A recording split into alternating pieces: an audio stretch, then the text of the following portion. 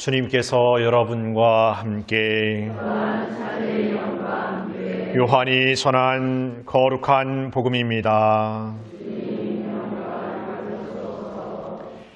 그때 요한이 자기 제자 두 사람과 함께 서 있다가 예수님께서 지나가시는 것을 눈여겨보며 말하였다. 보라, 하느님의 어린 양이시다. 그 두 제자는 요한이 말하는 것을 듣고 예수님을 따라갔다. 예수님께서 돌아서시어 그들이 따라오는 것을 보시고 무엇을 찾느냐 하고 물으시자 그들이 랍비 어디에 묵고 계십니까? 하고 말하였다. 랍비는 번역하면 스승님이라는 말이다. 예수님께서 그들에게 와서 보아라 하시니 그들이 함께가 예수님께서 묵으시는 곳을 보고 그날 그분과 함께 묵었다. 때는 오후 4시쯤이었다. 요한의 말을 듣고 예수님을 따라간 두 사람 가운데 하나는 시몬 베드로의 동생 안드레아였다. 그는 먼저 자기 형 시몬을 만나 우리는 메시아를 만났소 하고 말하였다. 메시아는 번역하면 그리스도이다. 그가 시몬을 예수님께 데려가자 예수님께서 시몬을 눈여겨보며 이르셨다. 너는 요한의 아들 시몬이구나. 앞으로 너는 케파라고 불릴 것이다. 케파는 베드로라고 번역되는 말이다.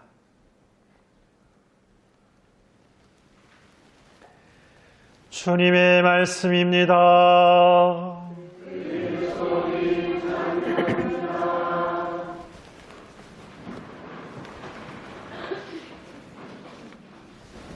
참 예수님, 안녕히 주무셨습니까? 요즘에 감기 안 걸리셨습니까? 무사마 우섬수가 감기 걸리셨는지 물어봤는데 그러면 저한테는 그냥 시몬이 감기 걸렸을까 하면 없어. 걸렸다 나았다. 요즘에 감기도 이렇게 걸리는 분들도 많으시고 독감도 막 유행이라고 하고 그래서 이제 어떻게 하다 보니까 코로나 때는 막 마스크 끼고 있어서 그때도 뭐 감기 걸리신 분도 계시지만 코로나인가 감기인가 막 긴감인가 하기도 했지만 마스크 벗고 나니까 또 이렇게 겨울철 되고 또 환절기 되니까 감기가 걸리는 것 같은 생각이 듭니다. 꼭 감기 안 걸려도 이렇게 몸의 면역력이 막 떨어지다 보면 시시때때로 이렇게 뭔가 이렇게 자질구레한 어떤 질병에 이렇게 노출되는 것 같기도 합니다. 그래서 여러분들 각자가 이렇게 제가 감기에 걸렸을까 물어서 이렇게 미소 짓는 것처럼 정말 마음 안에 내가 이렇게 어떤 이런 건강을 이렇게 잘 지키면서 이렇게 어쩌면 잘 지킨다고 하지만 잘 안 되지 않습니까? 그래서 저는 항상 이렇게 여러분들에게 이렇게 말하면은 아이고 젊은 작사한 사람이 젊은 사람이 뭐 자주 아파 이렇게 하실 것 같아서 조심스럽습니다만은 뭔가 이렇게 하루 못 자고 나면은 그다음 너무 피곤한 거예요. 너무 피곤도 하고 너무 또 뭐 요즘에 오늘 날씨 좋잖아요. 근데 솔직히 얘기하면 너무 추운 거예요.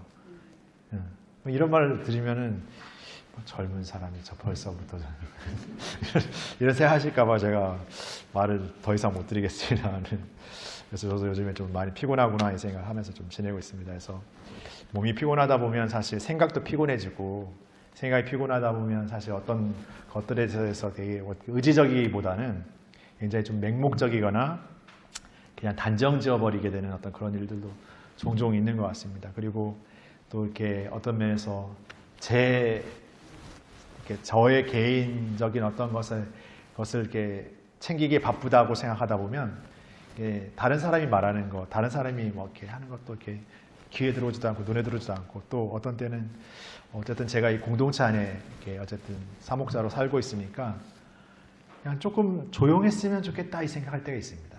그러니까 뭔가 막 소란스러운 게 있고 뭐 어려운 게 있고 막 뭐 이러니 저러니 하고 막 이게 막 들려오면 저도 속 시끄러운데 겉도 시끄러우니까 막 약간 이제 뭐랄까 뭐 하는 게 있어요. 그래서 요즘엔 좀 제가 좀 많이 좀 그런 생각을 좀 많이 하고 있습니다. 그래서 참 우리가 이렇게 어쩌면 이렇게 우리가 이렇게 좀 건강해진다라는 것은 어떤 면에서 이렇게 우리 안에 참 좋은 것을 담지 않으면 건강해지기 힘든 게 아닌가. 꼭 먹는 거, 입는 것만 아니라 마음 먹는 거, 그리고 생각하는 것도 역시 건강하지 않으면 끊임없이 우리에게서 이렇게 피어나는 거, 우리에게 피어난다는 표현이 좀 우리에게 이렇게 풍겨나는 것들이 더 어떻게 보면 이렇게 어지럽게 만드는 것 같다는 생각이 들어요. 우리가 한국 사람이 한국 음식을 많이 먹으니까 마늘 냄새 난다고 하잖아요. 그러니까 우리가 먹는 것만 갖고도 생각해 보면 이렇게 풍기는 게 있어요. 그러니까 우리가 뭘 먹느냐에 따라 어떤 걸 풍기는 것처럼 우리 마음 안에 우리의 육신 안에 무엇을 담느냐에 따라서도 이렇게 풍겨지는 게 있잖아요. 그렇다면 우리 신앙인이라면 무엇을 담는 사람들일까 생각했을 땐 너무나 명료하죠. 그런데 그런 삶이 되지 못하는 삶이 우리의 또 삶인 거고, 그런 나약함이 있고 그런 부족함이 있는 삶이 우리의 삶인 거예요.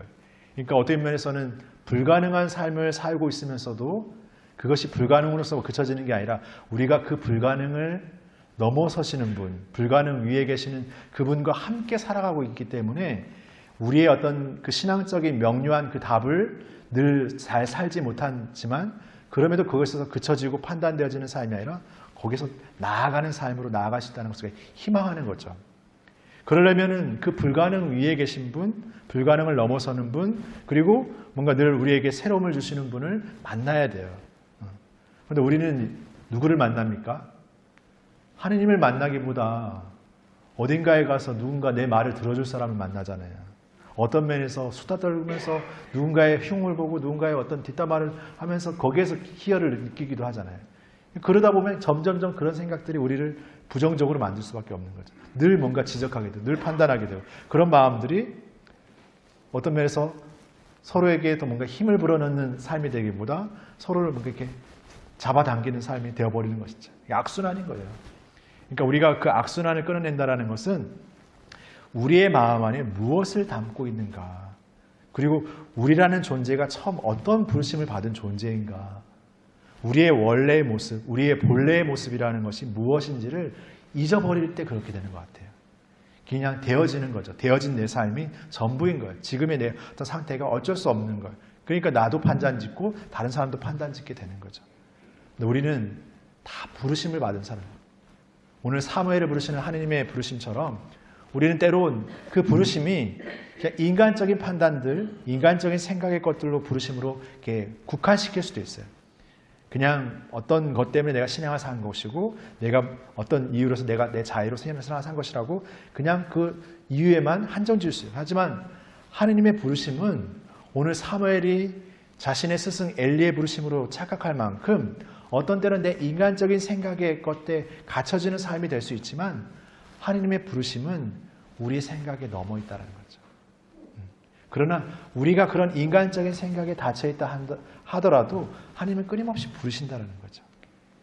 그리고 그 부르심이라는 것이 멀리서 우리를 그냥 오라고만 하는 그런 초대가 아니라 끊임없이 그분께서 우리에게 오시면서 부르신다는 거죠. 바로 우리의 미사 안에서 성체성사의 신비 안에서 우리에게 영적으로 먹혀지고 우리에게 들어오시는 그 성체의 신비 안에서 우리와 완전히 하나 되시는 분으로 우리에게 그러면서 우리를 부르시죠. 오늘 고린도 1서의 표현을 빌자면 우리는 그 하느님의 성전, 그 성령의 성전인 몸으로 살아가는 성령의 성전으로 살아가는 삶을 살아가고 있는 우리입니다.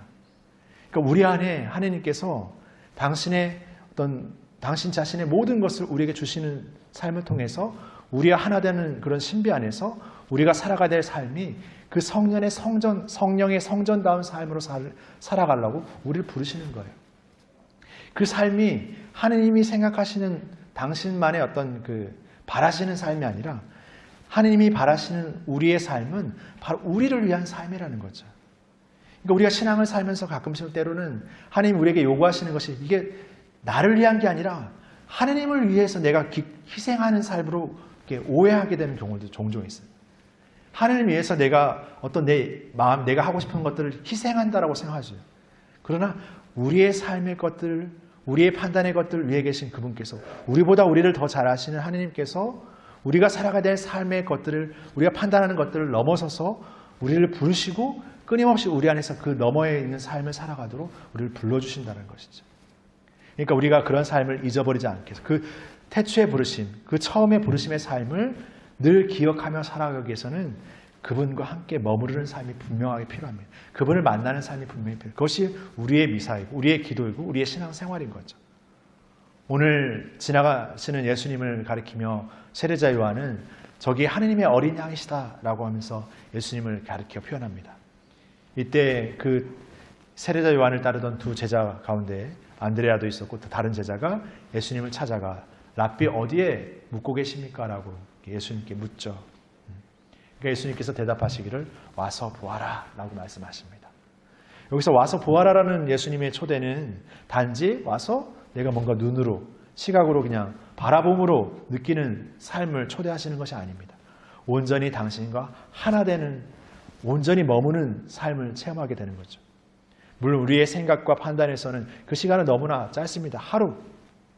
그러나 그분과 우리의 만남에서 이루어지는 신비의 은총은 우리의 시간이라는 개념, 우리의 공간이라는 개념을 훨씬 초월할 수밖에 없는 것이죠. 우리가 믿고 고백하는 하나님의 존재가 이미 그 모든 것을 초월해 계시는 분은 아니겠습니까? 그리고 그것을 초월해 계시지만 당신의 그 어떤 권능과 어떤 그 위대하심의 어떤 신비를 우리라는 작은 존재, 우리라는 인간적 존재 안에 온통 작은 존재, 온통 비천한 존재로 우리에게 오시잖아요. 그것이 예수님의 강생의 신비고 예수님의 나신 자리며 예수님의 삶의 전부가 화려하고 편안하고 뭔가 어떤 임금의 어떤 수려한 용모를 드러내는 그런 삶이 아니었지 않습니까? 더 지극히 인간적인 가난함을 체험해야 되고 지극히 인간적인 유혹을 체험해야 하고 지극히 더 버림받는 그런 체험 속에서 결국에는 십자가의 죽음마저 당신의 것으로 받아들여야 되는 어떤 그런 순명을 겪으셔야 했죠. 그런 삶을 통해서 우리에게 오시는 거예요. 끝까지 낮아지는 삶을 통해서 우리에게 오시는 거예요. 바로 우리와 함께 머무시는 삶을 통해서, 우리가 되시는 삶을 통해서 우리를 위한 계획, 우리가 살아가야 될 삶, 우리가 희망하고 우리가 바라고 우리가 이루어야 될 그 영원함의 삶을 끝까지 알려주시는 삶을 우리에게 보여주시는 것이죠. 그러한 삶으로 부르시는 예수님은 우리에게 계시다라는 것. 그리고 우리가 그런 성령의 궁전, 성령의 성전의 삶을 살아가고 있다는 것. 그리고 그러한 부르심이 누구에게만 주어진 부르심이 아니라 우리 모두에게 주어진 부르심의 삶이라는 것. 그런 귀한 존재인 나라는 것을 우리가 기억하며 살았으면 좋겠습니다. 그런 귀한 존재로 나를 살아가는 사람이야말로 서로를 정말 귀하게 여길 수 있는 삶이 되는 거죠. 서로를 귀하게 여기는 삶은 나의 입을 통해서, 나의 행동을 통해서 그 한 사람, 그 서로 누군가를 정말 아끼고 정말 보살피고 사랑할 수 있는 삶으로 드러날 수밖에 없는 것이죠. 한번 생각해 보십시오. 나는 지금 누군가를 더 사랑하기 위해 애쓰고 누군가를 더 아끼기 위해서 애쓰고 있는 마음으로 살아가고 있는지, 아니면 나는 지금 뭔가 뒤틀린 듯 누군가를 미워하기에만 바쁘고 누군가를 뭔가 단죄하기만 바쁘고 누구를 판단하기에만 바쁜 그런 삶이 있는가? 아니면 나는 이것도 아니고 저것도 아니고 그냥 머뭇거리면서 어떻게 되려냐 하고 그냥 되어지는 대로의 삶을 기다리고 있는 삶을 살고 있는 것은 아닌가? 우리는 어딘가에 서 있을 것이고 어딘가를 향해 걸어가고 있을 것이에요. 어딘가에 서 있을 수 있지만 그 향해 걷는 걸음은 바로 하나님을 향해 걸어야죠. 우리가 다시금 그분의 삶으로 돌아가서 그분과의 만남을 통해서 다시금 우리의 부족하지만 우리의 나약하지만 우리의 삶의 자리로 나아가서 새로운 분명한 우리의 신앙인의 삶을 살아내야죠. 살아가야죠. 그러라고 우리를 부르심받았고 우리를 이렇게 파견하시는 예수님 안에 우리가 머물러 살아가고 있는 게 아닌가 생각해 보게 됩니다. 그러한 삶을 우리 모두가 함께 새롭게 살아가는 삶이었으면 좋겠습니다. 다시금 우리의 인간적인 계획과 판단의 어떤 마음이 아니라 정말 더 하느님 안에 머물면서 하나님께서 주시는 은총과 사랑 안에서 하나님께서 보여주시는 자비와 희망 안에서 그 삶을 우리의 삶으로 더 살아갈 수 있는 은총을 청하면서 새롭게 우리 모두가 함께 우리 삶의 자리 안에서 이렇게 값지고 고귀하게 걸어나가는 우리 모두가 되었으면 좋겠습니다. 잠시 묵상하시겠습니다.